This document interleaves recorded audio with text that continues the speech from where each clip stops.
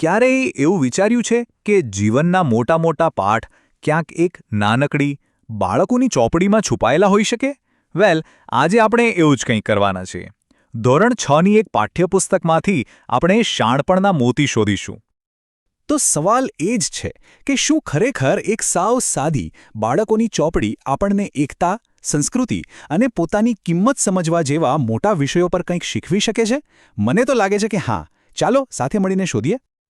તો આ રહ્યું એ પાનું જેના પર આપણી આખી વાત આધારિત છે. ધોરણ 6ની અંગ્રેજીની ચોપડી. અને જુઓ કેટલી મજાની વાત છે. અહીં અંગ્રેજી અને ગુજરાતી બંને સાથે લખેલું છે. જાણે કે આપણી પહેલી થીમ વિવિધતામાં એકતાની શરૂઆત અહીંથી જ થતી હોય. ચાલો તો સૌથી પહેલા વિભાગથી શરૂઆત કરીએ. અહીં એક કવિતા છે જે આપણને સમાજમાં એકતા કેટલી જરૂરી છે એ બતાવશે. જોઈએ કે શબ્દો કેવી રીતે વિવિધતાનો ઉત્સવ મનાવે છે. ઇનર સ્ટ્રેન્થ નામની આ કવિતાની શરૂઆત જ કેટલી જોરદાર છે. India is big and bright, full of colours, full of light, festivals with dance and song, we all join and sing along. સીધું જ આંખ સામે એક જીવંત ચિત્ર આવી જાય નહીં? રંગો, પ્રકાશ, સંગીત અને સૌથી મહત્વનું વી ઓલ જોઇન, સાથે મળીને ઉજવણી કરવાની ભાવના. અને વાત અહીં જ નથી અટકતી. કવિતા આગળ કહે છે, yoga and asanas are wealth, they give us inner strength.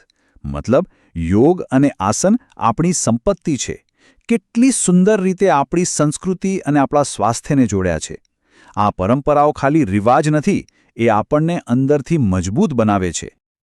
Okay, તો એકતાની આ મોટી વાત પરથી હવે આપણે એક મજેદાર સફર પર નીકળીએ છીએ.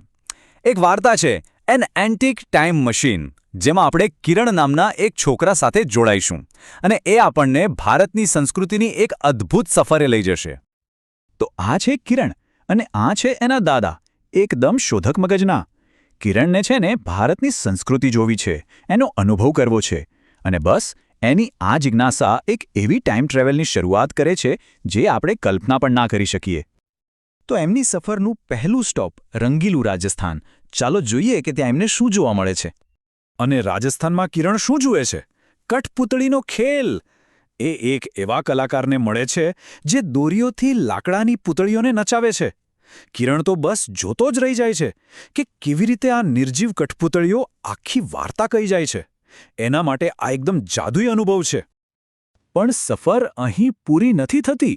ત્યાંથી એ પહોંચે છે ઓડિશા, જ્યાં એ જીવંત આદિવાસી ચિત્રકળા જુએ છે. અને પછી આસામ, જ્યાં બિહુ તહેવારનો જોશ અને ઉમંગ એને નવા રંગોમાં રંગી દે છે. તો જુઓ, કિરણની આખી યાત્રાનો સાર અહીં છે.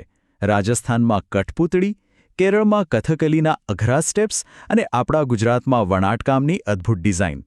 દરેક જગ્યાએ એ કંઈક નવું શીખે છે, કંઈક નવું અનુભવે છે. આખી સફર આપણને એ જ બતાવે છે કે આપણી સંસ્કૃતિ ખરેખર કેટલો મોટો ખજાનો છે.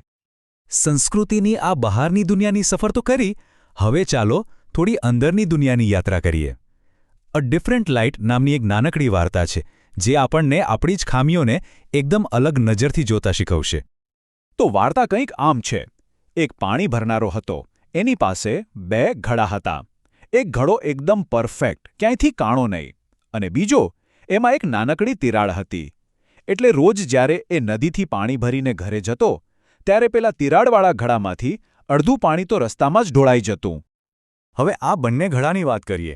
જે સારો ઘડો હતો એને તો પોતાની જાત પર બહુ ગર્વ હતો કે એ પૂરેપૂરું પાણી પહોંચાડે છે. પણ પેલો તિરાડવાળો ઘડો, એ બિચારો પોતાની આ અપૂર્ણતાને કારણે હંમેશા શરમ અનુભવતો. અને પછી એક દિવસ એવું થયું કે તિરાડવાળા ઘડાથી રહેવાયું નહીં. એણે પાણીવાળાને કહ્યું, I am ashamed of myself, I am sorry, મને મારી જાત પર બહુ શરમ આવે છે, હું માફી માગું છું. એના અવાજમાં કેટલું દુઃખ હશે નહીં? પણ પાણીવાળાએ જે જવાબ આપ્યો એ જ આખી વાર્તાનો હીરો છે. એણે શાંતિથી કહ્યું, did you notice the beautiful flowers along the path? They were only on your side. શું તે રસ્તા પરના સુંદર ફૂલો પર ધ્યાન આપ્યું? એ ફક્ત તારી બાજુએ જ ઉગ્યા છે. વિચાર કરો, એણે એની ખામીને કેવી રીતે ખૂબીમાં ફેરવી દીધી.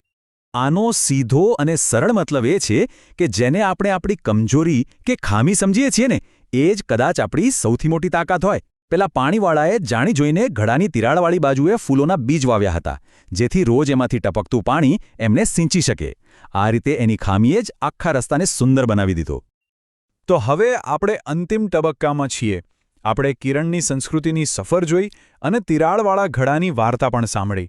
હવે આ બંનેમાંથી મળેલા પાઠને જોડીને જોઈએ કે આખરે આપણને શું શીખવા મળે છે. અને આ બધી વાતોને એક સાથે બાંધવા માટે એક છેલ્લી કવિતા છે, કલરફુલ કલ્ચર.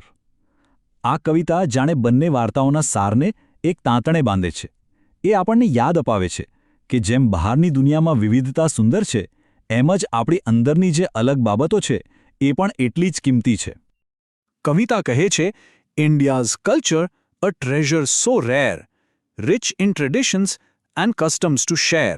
ફરી એકવાર એ જ વાત કે આપણી સંસ્કૃતિ એક દુર્લભ ખજાનો છે, પરંપરાઓથી ભરપૂર અને એ પણ એવી કે જે એકબીજા સાથે વહેંચવાની છે. તો આ બધાનો સાર શું નીકળ્યો? સાચો ખજાનો ફક્ત આપણી આસપાસની દુનિયામાં રહેલી વિવિધતાને સ્વીકારવામાં જ નથી, પણ આપણી પોતાની અંદર જે તિરાડો છે, જે ખામીઓ છે, એને પણ સ્વીકારવામાં છે અને એની કિંમત સમજવામાં છે. તો બસ આ એક વિચાર સાથે આ વાત પૂરી કરીએ. જરા વિચારીએ કે પેલા તિરાડવાળા ઘડાની જેમ આપણી કઈ ખામીઓ છે જેણે કદાચ આપણા જીવનમાં ક્યાંક સુંદર ફૂલો ખીલવ્યા હોય? આ સવાલનો જવાબ શોધવા જેવો છે.